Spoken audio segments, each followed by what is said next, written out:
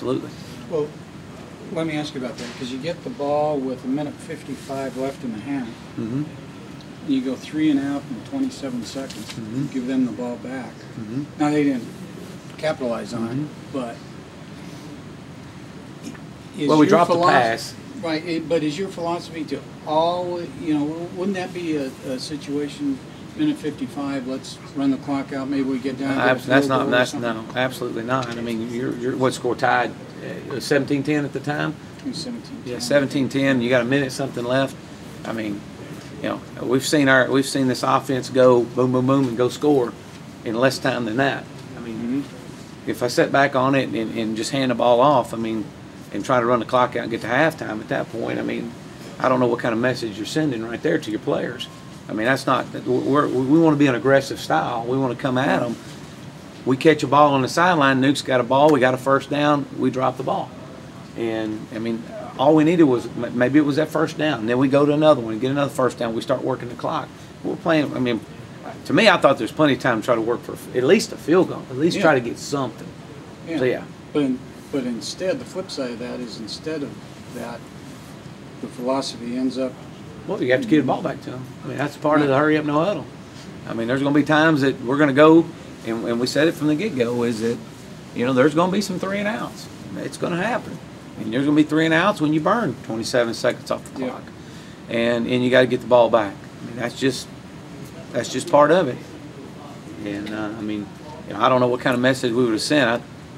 Just lining up and running 3 straight handoffs, and I don't know how many timeouts they had, and I'm sure they'd have burned their timeouts to try to get the ball back.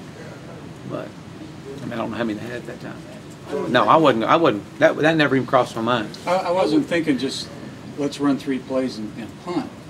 I was thinking let's run some clock and try to move the ball at the same time, as opposed to all or nothing. Yeah. That's all. No, I was trying to work the sidelines and let's see if we can't work the sidelines and step out of bounds and see if we can't pick up a couple first downs and maybe take a shot, pick up a couple first downs and maybe hit a draw on them and then use timeout, maybe get a field goal. That's kind of my thought. Did we overplay the impact of turnovers, you think, a couple games? Because this game, he had one at the end, but it didn't. It was kind of irrelevant to the scoreboard.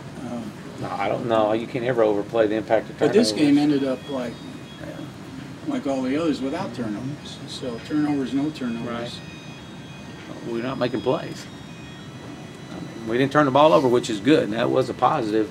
We turned it over one time, but we've got to be able to make some plays as well. I mean, at some point, we got to be able to do that. We can't just. I thought we ran the ball well. I thought Andre looked well, looked good, but we're going to make some plays. One other thing, when you talk about his confidence, Taj's confidence, you say he's lost confidence, but you don't think he's lost confidence in his line? No, I don't think. I think we've got to get his confidence back. I think he's shaky with his confidence right now. I mean, this kid's not a kid that's walking in with his head down, and I mean, he's a positive kid. He's a guy right now that's got to have something positive happen to him early.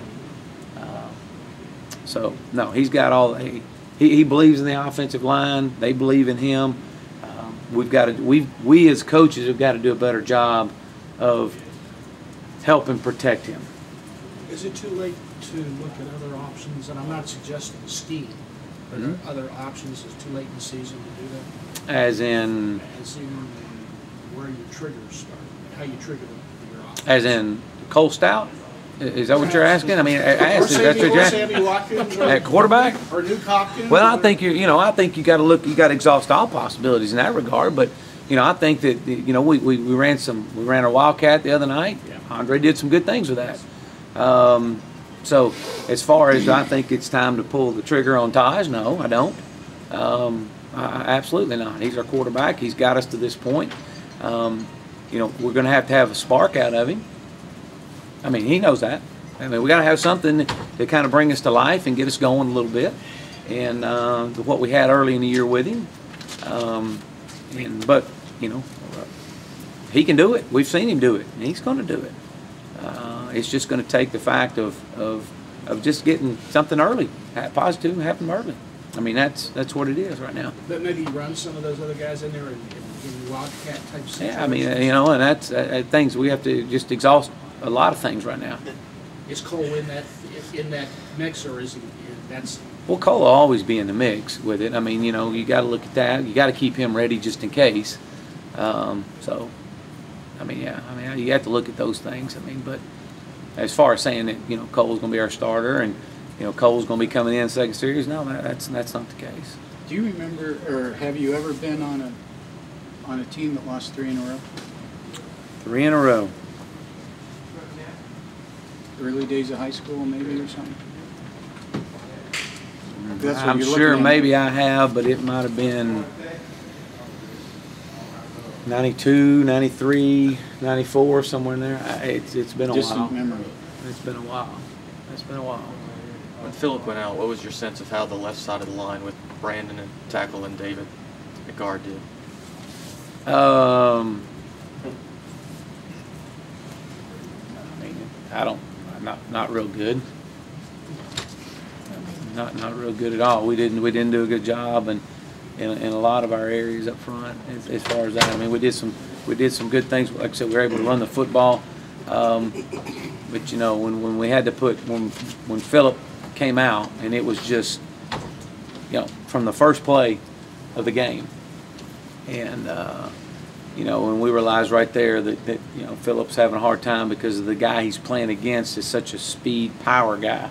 I mean, he can get you with speed and then get on you and attack you with power, and just his leg couldn't hold up.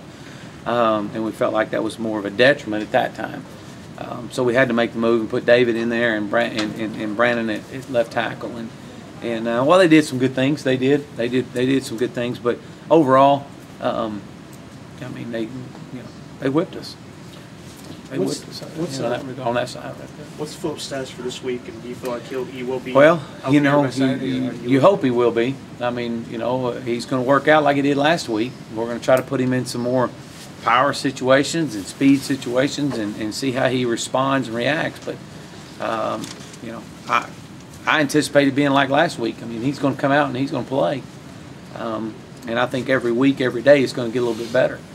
But, you know, right now, these guys right now have a bunker mentality. I mean, we're going to dig in and prepare, and we know what we're capable of doing. These guys know what they're capable of doing, and like I said, we believe in these guys. They believe in each other, and hey, all we got to have is something just positive happen to us early and get something going. We've seen it even when games we weren't playing well offensively. We still had a confidence about ourselves with it. What's your think back to the Troy game? You know, Taj first half of the opener didn't seem to have a lot of confidence, struggling, and then you're able to jumpstart that game. And I mean, what happened in that game? In the Troy game? Well, I'm trying to think. That's a long time ago. But even the spring game didn't play that well. And Yeah. He entered the season with a big question mark. Yeah. I'm sure he had questions about himself. How did you get that confidence? Well, you know, he worked really hard this summer. You know, we said that over and over. He worked extremely hard this summer. He prepared himself all summer long for this moment, and you know, things we always talked about was it is a big deal to be quarterback at Clemson, and it's an honor to be a quarterback here, and you know, he worked that way. He came into fall camp that way, started the season that way. And even he was shaky at times, he still found ways to make some things happen because we had guys that were making some plays. And you know, I'll throw let's go to Boston College, and Taj throws a deep ball down the right sideline, and Sammy goes up over the top of a Boston College defender and takes it away. Probably one of the better catches all year long. We made a play. Was it a great throw? It was a good throw, but it was a great catch. And those are the things that you got to have. You know, you got to have some 3-play drives, 4-play drives. You got to be able. On our WIT chart, we want to get 6 or more explosive plays in the passing game per game, and we want 4 or more, and that's 16 or more yards in passing, and we want 4 or more of 12 or more yards rushing per play, or you know, 4 times through the course of the game, and usually when you couple explosive plays with the turnovers, if you can win those 2 categories, 98% of the time you're going to win a game.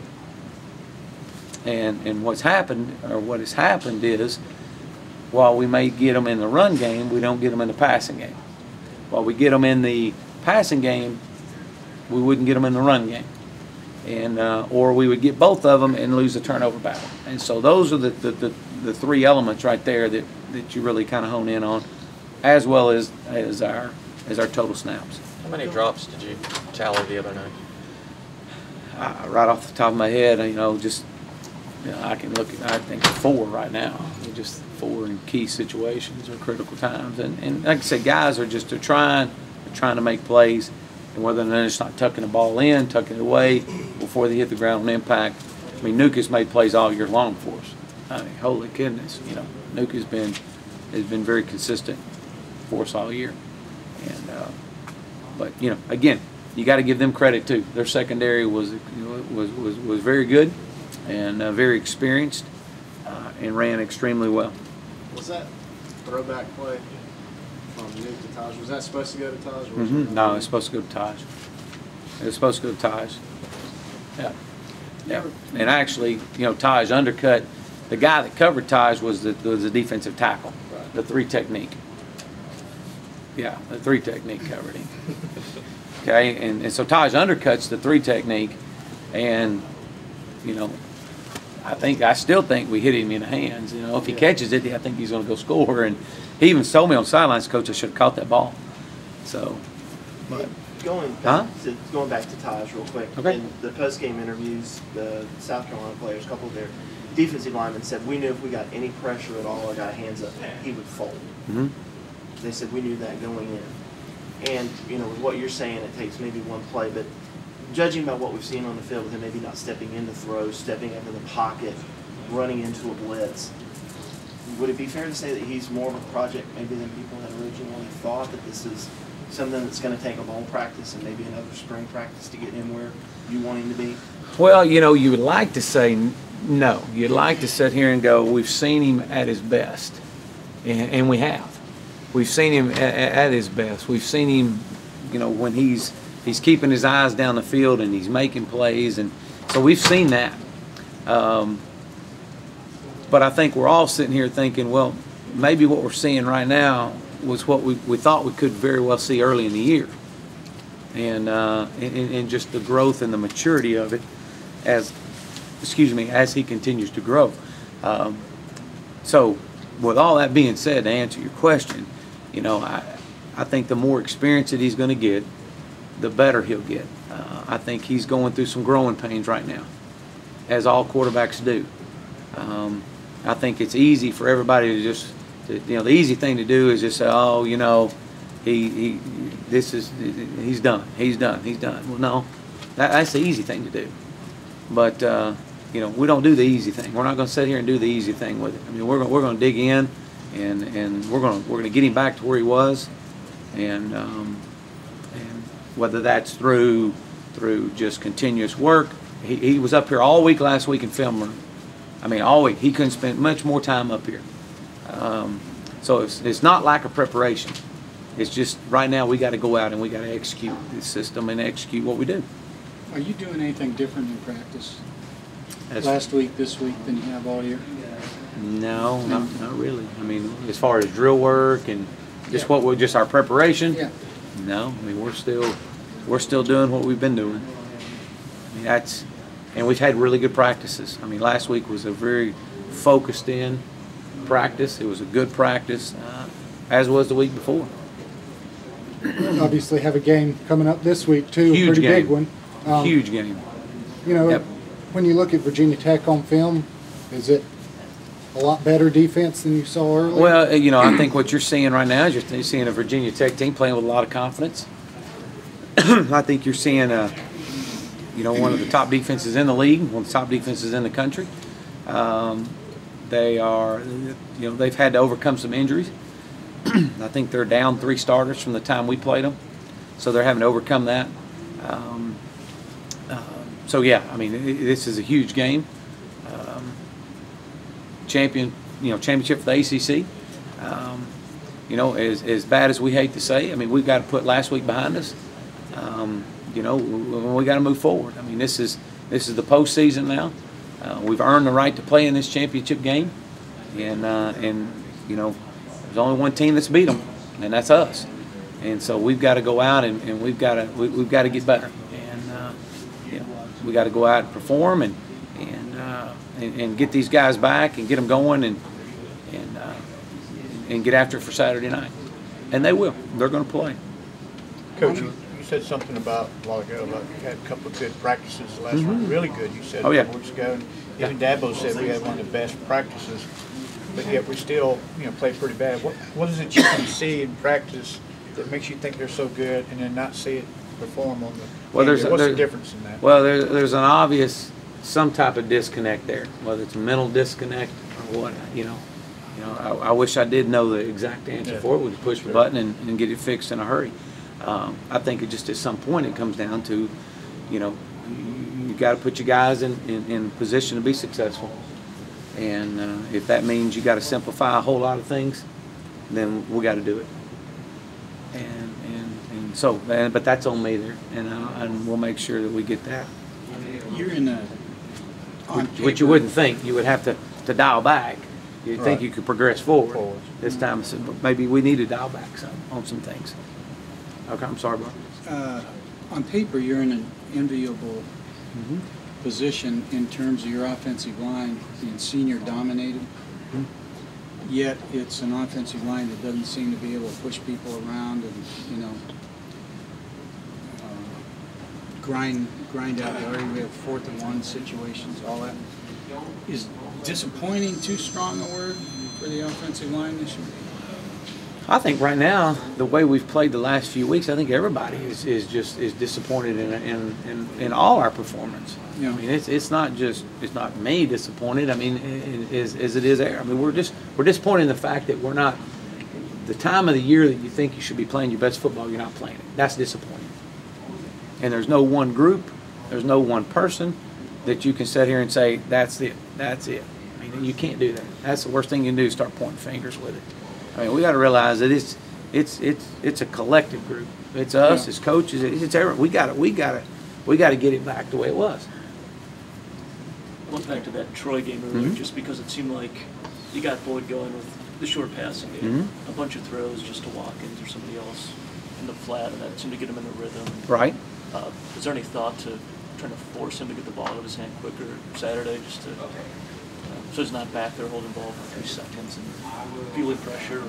Well, we had with the third play of the game, we had a short pass to Dwayne coming across the middle, and he stepped up and get the ball out of his hand, and he threw a hot ball right over the top of Dwayne on the 3rd and 5, whatever it was, 3rd and 4. So we've got short game built in. Again, you got to go make a few of those plays. Yeah, we got to get him built in, get him dialed in on some easy things to get some confidence with him. And I think once you get that, then then you see where it goes from there. Anything else? That's it. All right. Appreciate it, Coach. You bet, man.